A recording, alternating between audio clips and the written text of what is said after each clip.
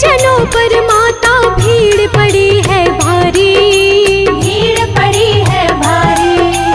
दानव दल पर टूट पड़ो माँ करके सिंह सवारी, करके सिंह सवारी। तेरे भक्त जनों पर माता भीड़ पड़ी है भारी, भीड़ पड़ी है भारी। दानव दल पर टूट पड़ो माँ करके सिंह सवारी, करके सिंह सवारी। सौ सौ सिंहों से भी बलशाली, अष्ट भुजाओं वाली, दुष्टों को पल में संहारती। ओ मैया हम सब उतारे तेरी आरती। अम्बे तू है जगदम्बे काली, जय दुर्गे खप्पर वाली, तेरे ही गुण गाए भारती। ओ मैया हम सब उतारे तेरी आरती।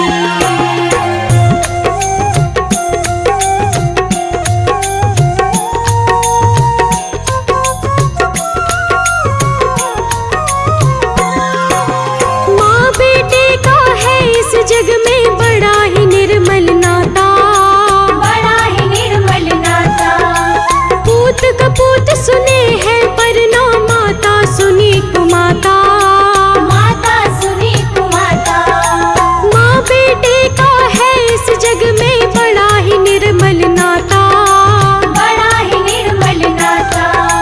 पूत कपूत सुने हैं पर ना माता सुनी कुमाता। माता सुनी कुमाता। सब पे करुणा दर्शाने वाली, अमृत बरसाने वाली, दुखियों के दुखड़े निवारती। ओ मैया हम सब उतारे तेरी आरती। अम्बे तू है जगदम्बे काली, जय दुर्गे खप्पर वाली, तेरे ही गुण गाए भारती। ओ मैया हम सब उतारे तेरी आरती।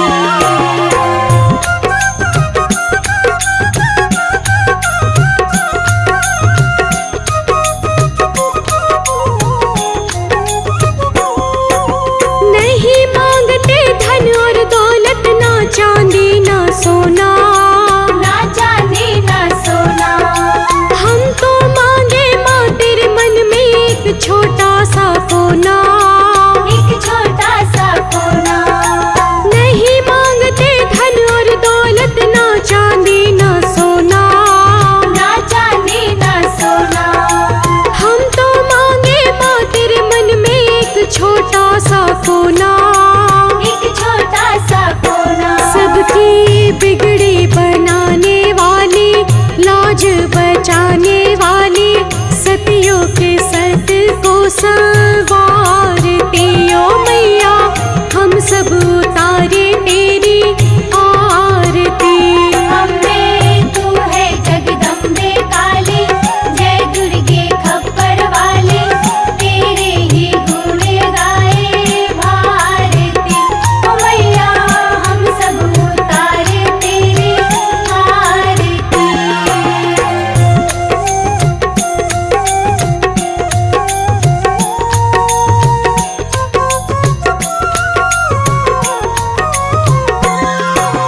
चरण शरण में खड़ी तुम्हारी, ले पूजा की थाली, ले पूजा की थाली।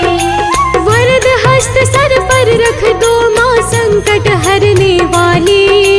संकट हरने वाली। चरण शरण में खड़ी तुम्हारी, ले पूजा की थाली, ले पूजा की थाली। वरद हस्त सर पर रख दो माँ संकट हरने वाली।